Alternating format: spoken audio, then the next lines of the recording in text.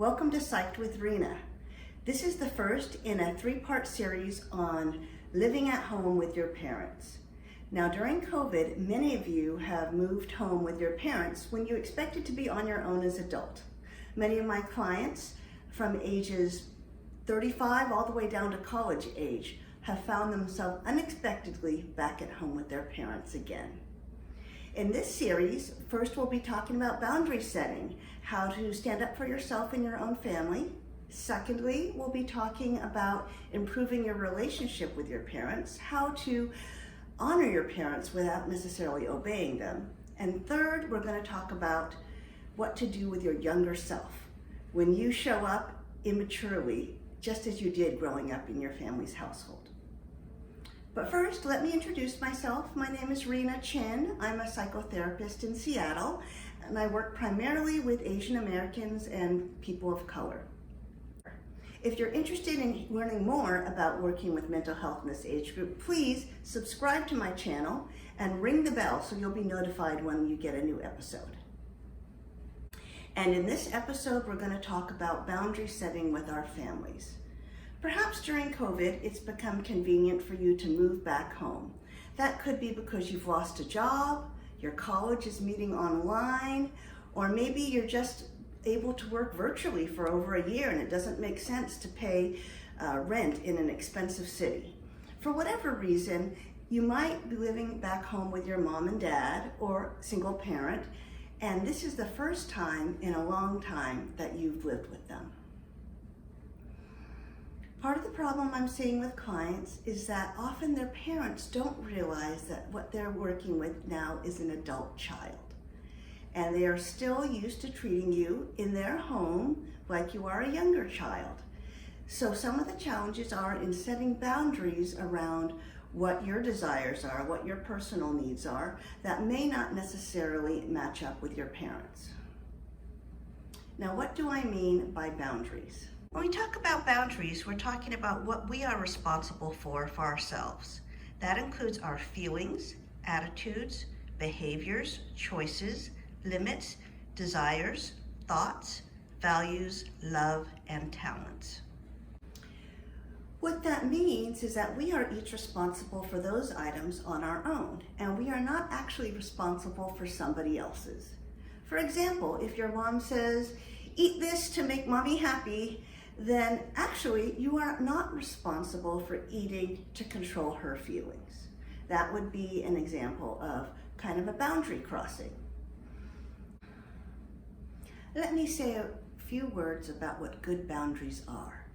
Part of boundaries is that we have power over some things and we don't have power over other things, and we need to recognize we cannot control others. That also means that we are responsible to them for some things, but not necessarily for them and how they feel. So we need to full-heartedly be able to say yes or no before we can wholeheartedly say yes. Does that make sense? We need to feel like we have a choice before we can wholeheartedly make a choice. And that choice may be to accommodate another person if our decision is causing great pain to them, but it may not be. In order to have the good boundaries, we need to be willing to set limits with people. That goes against many clients' tendency to want to be passive and non-confrontational. So we're going to talk later in the video about how to communicate boundaries gently with your family. Please subscribe here if you want to hear more, and I'd love to hear comments on how this is impacting you. Some of being responsible for our own feelings and actions means that we may not always agree with what our parents want.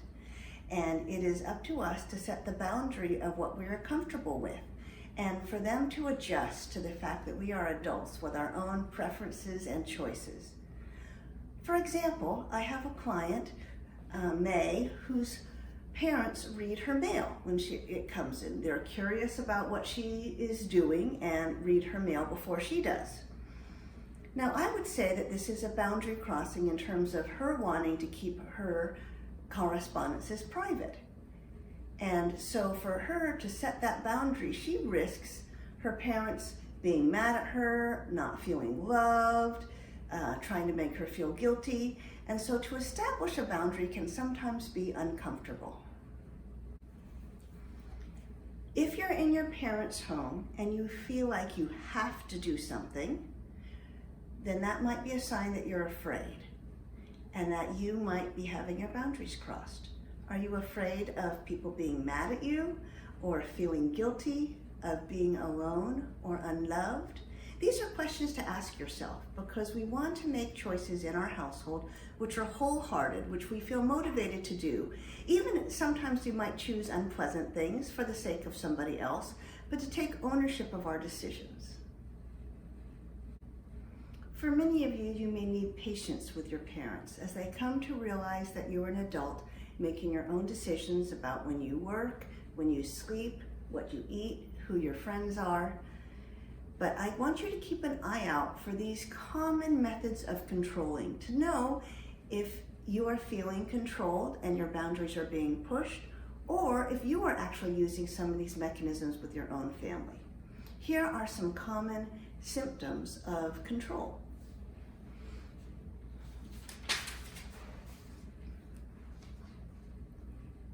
One common thing that Asian parents might tend to do is to make you feel guilty.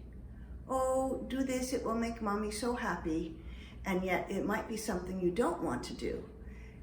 Another symptom might be anger, someone actually yelling at you, or the opposite, giving you the cold shoulder and withdrawing love.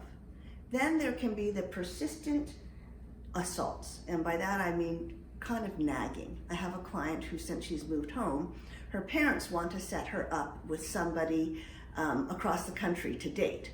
She's actually not very interested in this, and her parents will persistently nag her and want her to contact this guy and just trying to wear her down. If you see any of these symptoms of control happening, that is a cue to you that your boundaries are being crossed. And it's time for you to get mindful, double down, and rethink about what you really want rather than reacting in anger yourself or in impatience. In previous series on working with your triggers, I talk about how to dial down that way. So subscribe and check out that playlist if you want to hear more. One client I have, Leo, works in the tech industry, and he actually works pretty long hours. But his parents tend to make him feel very guilty for not joining them for dinner at 5 p.m. His work schedule tends to go to 7, 8, maybe even 9 o'clock at night. And for him, it's a matter of setting a boundary that he has a different work-life schedule than they do, and in a loving way to communicate that, and not to necessarily give in to the guilt his mother gives him for not eating the food she prepared when she prepares it. Now we have to give our parents some grace. When we were living with them before, maybe we were in high school or younger, and they're not accustomed to us operating on our own. One client, Heather, she finds that her parents are very curious about all of her goings on. Who is she talking to? Who is she meeting up with? All of this is very annoying to her. And her parents get frustrated and end up giving her the cold shoulder instead because they're hurt. One way we've worked with Heather and her parents is to have her communicate what she wants to because they are interested in her life, but not necessarily to have to divulge every detail and feel like she's quizzed. So how do we lovingly set boundaries with our families? The first thing to notice is when your boundaries are being crossed. Are you noticing feeling guilty, being controlled through persistent nagging, through withholding love? Can you see where the boundary's being pushed?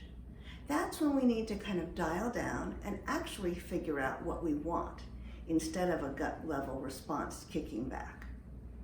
Look to the first series I did on working with triggers and anxiety for more on that. If you subscribed here, you could check it out. And ring the bell so you can be notified. Anyway, check out your internal system of what is going on for you. What do you really want? Then you can language a request to your parents. I suggest using the following format. I notice blank. I prefer blank. I notice that you like to eat dinner at 5 o'clock and you really want me to eat the food hot. I actually prefer to eat at 7 because I have work duties that need to get done. But I will be glad to enjoy your tasty food then. I noticed your concern about my staying up late. I actually prefer to keep a late schedule, staying up late and waking up late, and this works well for my job career.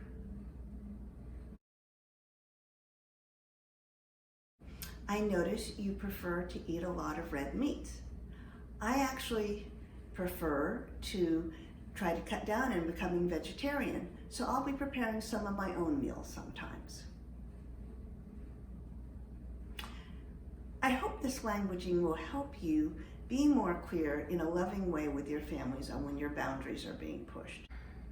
If you use this languaging, hopefully it will soften the blow to your parents that you don't want to take their advice or choose their boundary, but rather set your own.